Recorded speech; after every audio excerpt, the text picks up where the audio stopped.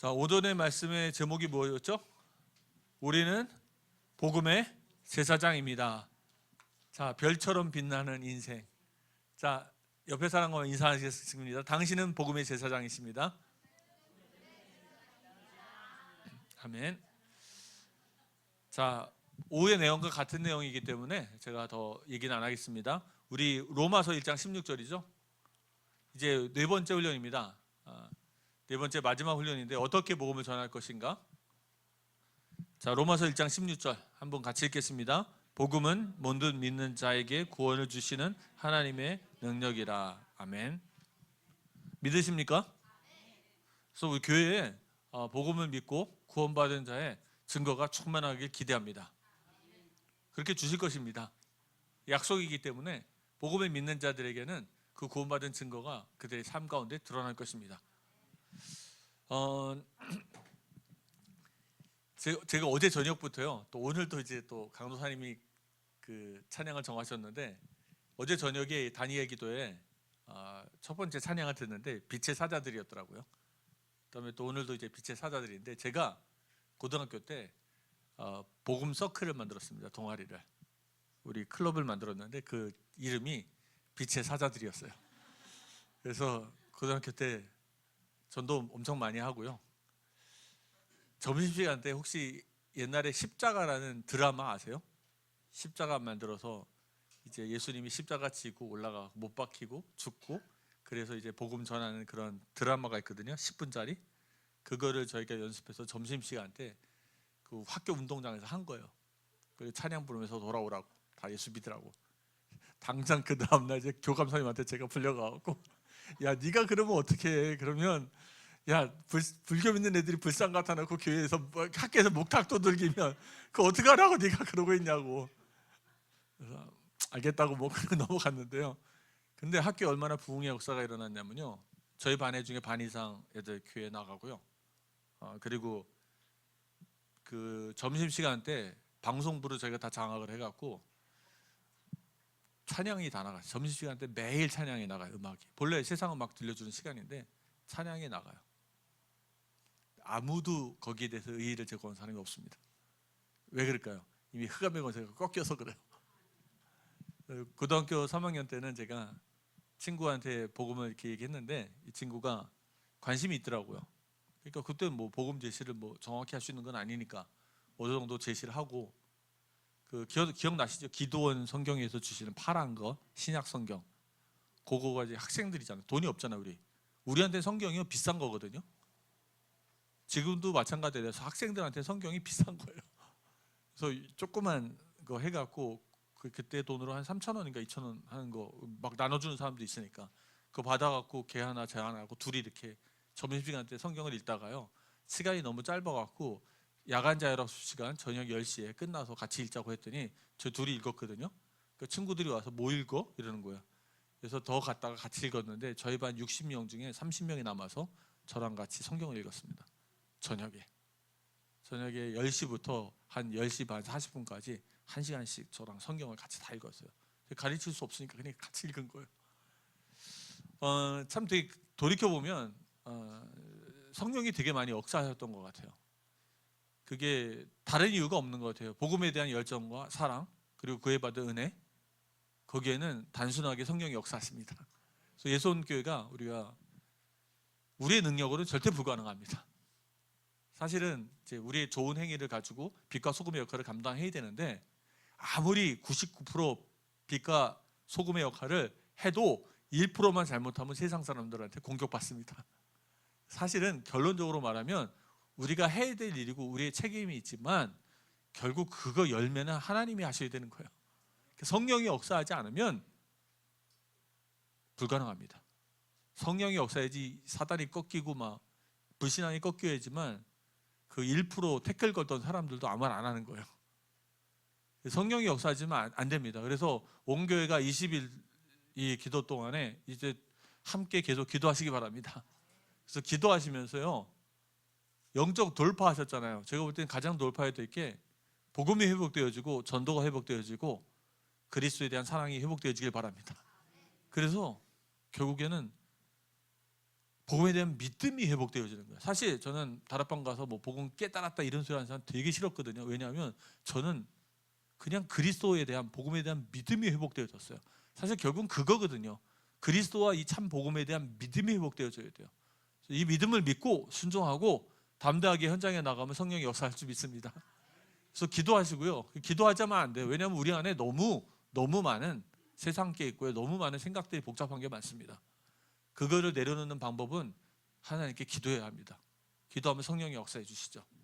그래서 복음이 능력이 되고 그 증거를 받은 우리 모든 성도들에게 전도의 운동이 이번 주부터 계속적으로 일어나길 바랍니다. 자, 복음을 어떻게 전할 것인가? 뭐 여러 가지가 있는데 이거는 오늘 복음 전하는 내용이고요. 저는 서론에서 딱 두 가지를 얘기하고 싶어요. 전도에는 딱 두 가지 간단한 방법이 있습니다. 첫 번째는요, 와서 보랍니다. 누가 한 거예요? 예수님이 그랬거든요. 와서 봐라 이랬어요. 그 빌립이 나단이한테 하는 말이에요. 와서 보라. 사실 가장 좋은 전도 방법은 여러분 그 복음을 딱 앉아서 차근차근 복음을 설명할 수 있는 게 그런 기회를 얻는다는 기회를 얻는 것조차도 쉽지가 않아요. 그 차근차근 앉아서 복음을 전할 수 있는 기회조차도 흔치가 않거든요. 근데 교회 나오자 하는 거는 쉬워요. 그래서 이제부터는 예선의 모든 성도님들은 복잡하게 생각하지 마시기 바랍니다. 그냥 지인들에게요, 아는 사람에게 내가 주일날 매주 예배 나가는데 나 너무 행복해. 행복하십니까? 뭐 내가 이를 악물고 교회를 나가면 뭐 초대를 못 하겠지만 행복하시다면요, 내가 예배를 나가면서 난 너무 행복해. 나랑 같이 예배 갈래? 이렇게 얘기하시기 바랍니다. 그 집에 자녀들 있고 부모들 있잖아요. 그 사람들한테 매주 그 사람들만 빼놓고 교회 가면요, 한 3, 4개월 지나면 욕합니다. 지들끼리만 교회 가고 그냥 그 왕따 당하는 느낌이에요. 안 가는 사람이. 그 느낌 아세요? 그게 1년, 2년 지나면 그 사람이 어떻게 돼요? 마음이 그냥 식어져 버려. 그래서 그럼 나는 내 거 찾아가 이렇게 가요. 그래서 그런 얘기 많이 들어보셨죠? 예수 믿고 난 사람의 간증. 내 주변에 예수 믿는 사람이 있었는데 한 번도 교회 가자는 얘기 안 하더라고. 그런 얘기 많이 들어보셨잖아요. 저희 예손에 있는 모든 식구들은 가족들에게 교회 가자고 얘기하시기 바랍니다. 욕해도 막 싫어해도요, 싫어하는 것 같지만 그게 관심이에요. 그게 관심의 표현이기 때문에 사실 그렇게 싫어하지 않아요. 그러니까 두려워하지 마시기 바랍니다. 우리 복음 전할 때도요, 그 사람들이 막 짜증내고 하지만 사실 그렇게 짜증내지 않아요. 그러니까 솔직히는 이게 관심의 표현이거든요. 우리가 어떻게 하느냐에 따라 달랐죠. 그래서 첫 번째 전도 따라하시기 바랍니다. 와서 보라.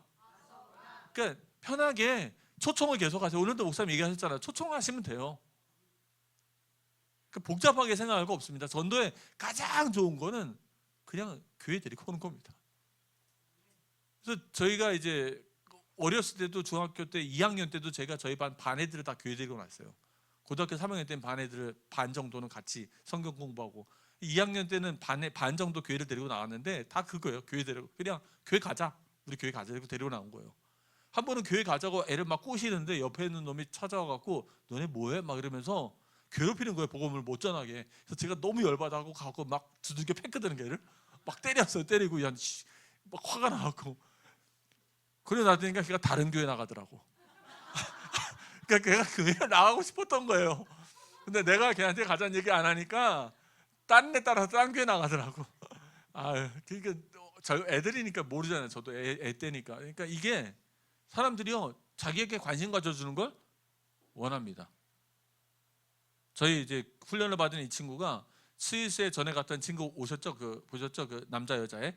그 여자애가 스위스에 가서, 스위스가 이제 한국보다 더 심하거든요. 개인화가 더 심하니까 복음 전하기가 쉽지가 않아요.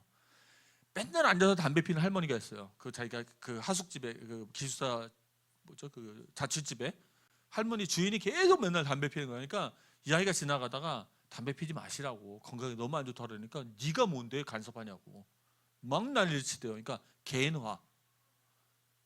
근데 어느 날 갑자기 찾아오더니 진짜 내가 담배 피는 게 네가 마음에 걸렸냐고 하더라고요. 뭐냐면 자기한테 그렇게 관심 가져준 사람이 없었대요. 전에 목사님 얘기하신 거 기억나는데 사람이 섬이 되고 있잖아요. 개인화가 심해지면 복음 전하는 게 어렵잖아요. 근데 그 사람들의 뭐가 들어오는 거예요? 외로움과 고독함이 들어오는 거예요. 근데 사람은 그 어느 누구도 혼자 살지 않습니다. 하나님이 그렇게 창조 안 하셨어요. 그래서 그들은 모두 사랑에 갈급하고 있습니다. 우리 접근 방식이 문제겠죠. 지금은 예수 전당 불신족 하면 싫어하겠죠. 근데 우리가 어떤 형태로 접근하냐에 따라 다르겠죠. 접근을 해서 첫 번째는 뭐라고요? 전도 쉽게 하십시오. 사랑을 표현하시고요, 관심을 표현하시고 우리 교회 공동체를 자랑하시기 바랍니다. 예수님께 자랑하세요. 가서 자랑하시고 우리 목사님 아주 머리 스타일이 너무 멋있고 빛나신다고 그러면서 자랑하시고요. 우리 누구 권사님 너무 잘해주고 우리 가족 너무 우리는 교회 사람들 너무 행복하다고 와서 나도 너도 우리 이런 공동체 왔으면 좋겠다고 그냥 와서 뭐라 초청하시기 바랍니다. 자, 두 번째입니다. 뭐예요? 복음 전. 하나는 이제 두 번째는 예수님이 어떤 전도를 하셨죠? 회개하라 천국이 가까웠느니라. 복음 전파를 해야 되는 거예요. 복음에 대한 선포가 있어야 되고요, 복음을 가르칠 수 있어야 돼요. 근데 우리가 지금 자꾸 복음이 왜 전도가 어렵다고 느껴져요? 자꾸 2번 전도만 하려는 거예요. 2번 전도만 하려고 그러니까 그 기회를 갖는 것조차 오늘날에 우리에게 쉽지가 않습니다. 그러니까 1번 전도로 돌아가십시오. 편하게 돌아가시고요. 그리고 기회가 주어진다면 어떻게 해야 돼요? 교회 나오잖아요. 그러면 우리 교회는 누구나 준비가 되어져 있어야 돼요. 예성교회는 누구나 1:1 사역을 할 수 있어야 합니다. 그래서 말씀으로 무장되어져서요, 누구나 새 사람이 오면 누구든지 그 사람에게 가서 복음을 전할 수 있어야 됩니다. 그 사람이 조금이라도 관심을 보이면 누구나 그 사람을 4주 5주 양육할 수 있어야 돼요. 누구나. 내가 시간이 없으면 딴 사람하고 같이 하는 겁니다. 권사님 두 분이 하다가 저분이 좀 힘들면 딴 분이 도와주고요. 누구든지 새가족부가 되시기 바랍니다. 전교인 새가족 요원입니다. 전교인 새가족 요원화가 돼서요, 누구든지 와서 하면 되는 거예요. 그러니까 어느 정도 우리가 공부를 하고 있어야 되겠죠. 그리고 어느 정도 메시지 준비하고 있어야 되겠죠. 자, 그런 걸 위해서 이제 저희가 나누는 겁니다. 여러분, 이제 사람을 볼 때요, 저희가 말씀드렸습니다. 영안이 열려져야 됩니다. 영안이 열려져야 돼요. 어떤 영안입니까? 영적인 정상에서 사람의 문제와 뭘 보는 거예요? 해답을 보는 겁니다. 복음 전파의 가장 중요한 건 문제와 해답이에요. 저 사람의 문제가 뭘까요? 말씀드렸죠. 절대 주의해야 될 거 뭐예요? 그 사람이 말하는 현실 문제에 빠지지 마시기 바랍니다. 따라해 주세요. 현실 문제에 빠지지 말자. 그 사람이 자기 문제 얘기하고 막 얘기하고 우리가 봐도 딱한 문제가 있어요. 그러니까 예를 들면 암 환자가 누워 있잖아요. 그럼 암 낫는 게 원할 거 아니에요. 거기에 빠져버리면 답이 없습니다. 뭐 마약 중독자가 있으면 마약이 어떻고, 우울증 중독자가 있으면 우울증이 어떤 거고, 뭐 연구를 많이 하잖아요. 우울증의 원인은 뭐고. 거기에 빠지시면 안 돼요. 사실은 그 사람의 문제는 뭡니까? 죄로 인해서 하나님과 분리된 그 사람이 영적 상태에 있는 거예요. 그래서 누구한테 놓여 있어요? 사단의 권세 아래 놓여져 있습니다. 근본 문제는 죄이고, 죄의 결과로 하나님 떠나 사단의 권세 아래 놓여져 있습니다. 이것이 이해되셔야 돼요. 이게 보여줘야 되는 거예요. 그럼 하나님 만날 수 있는 길은 뭐예요? 사단 꺾고 뭐 그런 거 아니에요. 하나님 만나는 길은 죄 문제가 해결돼야 돼요. 예수 그리스도께서 당신의 죄를 십자가상에서 대신 지고 죽으셨습니다. 당신이 죄 사함 받을 수 있는 길이 있습니다. 죄 사함 받으면 하나님의 성령을 받게 됩니다. 하나님 만날 수 있습니다. 하나님과의 교제가 회복되어집니다. 암 환자한테도 그 얘기를 얘기해야 돼요. 죽어서 천당 간다고 얘기하지 마시고요. 뭐라고 얘기해야 돼요? 하나님, 당신의 이런 모든 문제는 죄로 인해서 파괴된 이 세상에서 당신이 암을 걸려서 당신의 문제는 죄로 인해 하나님과 분리된 상태에 있습니다. 지금 당신이 예수를 믿으신다면 당신이 죄사함을 받을 수 있습니다. 회개하고 예수를 믿으십시오. 할렐루야. 예수님을 영접하면 하나님 관계가 회복되어 성령을 받습니다. 당신이 진짜 예수 이름으로 기도하면 하나님이 당신에게 응답해 주십니다. 하나님 말씀을 배우고 하나님께 예배하십시오. 하나님과 교제를 회복하십시오. 사실 신앙의 근본은 하나님과의 관계입니다. 하나님 관계가 회복되어지는 거예요. 그거 아니면 힘들어요. 여러분 개인적으로 하나님과의 교제가 없으면 힘듭니다. 신앙은. 그래서 그거가 회복되어지고 도와주는 게 복음 전하는 거죠. 그렇게 해서 이제 오늘은 이제 좀 정리한 내용인데요. 어떻게 복음을 전할 것인가? 첫 번째는 뭐죠? 원래 인간입니다. 그죠? 원래 인간이요. 자, 원래 인간인데 당신은 우연한 존재가 아니라 하나님의 형상대로 창조된 뭐예요? 존귀한 피조물입니다. 이런 거 외워두면 좋죠. 당신은 뭐예요? 우연히 태어난 존재가 아닙니다. 당신은 뭐예요? 하나님의 형상대로 창조된 존귀한 피조물입니다. 옆에 사람 한번 얘기해 주세요. 당신은 하나님의 형상대로 창조된 존귀한 피조물입니다. 이게 우리가 이제 처음에 이거부터 확실히 갖고 가야 돼요. 그래서 당신이 하나님께 순종할 때 그분의 뜻에 따라 창조된 세상을 다스리고 발전시킬 수 있습니다. 하나님 관계를 회복할 수 있습니다. 자, 그러면 두 번째는, 그런데 죄가 들어왔어요. 그리고 그 결과로 어떻게 됐죠? 하나님을 알지 못한 채 본성대로 하나님의 말씀에 불순종하며 살아가며, 이것이 바로 죄입니다. 이 죄는 인류의 대표인 아담으로부터 시작되었으며 그 결과 당신은 하나님의 진노 아래 놓여져 있습니다. 그러면서 이제 6가지 쭉 얘기하죠. 하나님과 단절된 영적 상태에 있습니다. 죄로 오염된 세상에서는 고통과 혼란이 끊이지 않습니다. 마귀의 권세 아래서 자기 욕심과 세상의 풍속을 따라 삽니다. 어느 날 죄에 대한 심판으로 육신의 죽음을 맞이합니다. 그리고 죄로 인해 하나님의 영원한 심판을 받아 지옥에 갑니다. 종교 철학 과학을 통해 죄에 대한 하나님의 심판을 극복하나 부정하려 하지만 피할 수가 없습니다. 당신은 하나님의 심판 아래 있습니다. 하나님을 만나셔야 합니다. 자, 하나님의 구원의 방법은 뭡니까? 그래서 하나님의 방법이 당신을 사랑하셔서 예수 그리스도를 보내셨고요, 당신의 죄를 예수님께 전가하셨습니다. 예수님은 당신의 죄를 대신하여 십자가에 죽으셨습니다.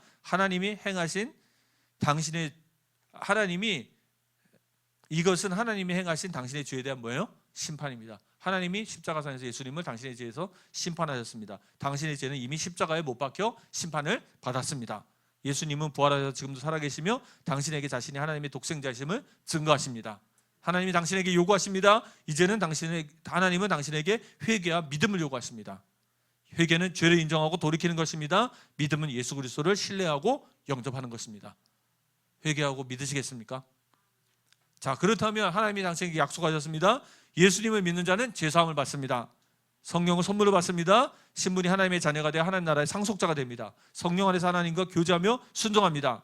세상을 하나님의 뜻대로 다스리고 발전시킬 수 있습니다. 죽음 후 부활하여 영원한 생명을 얻을 수 있습니다.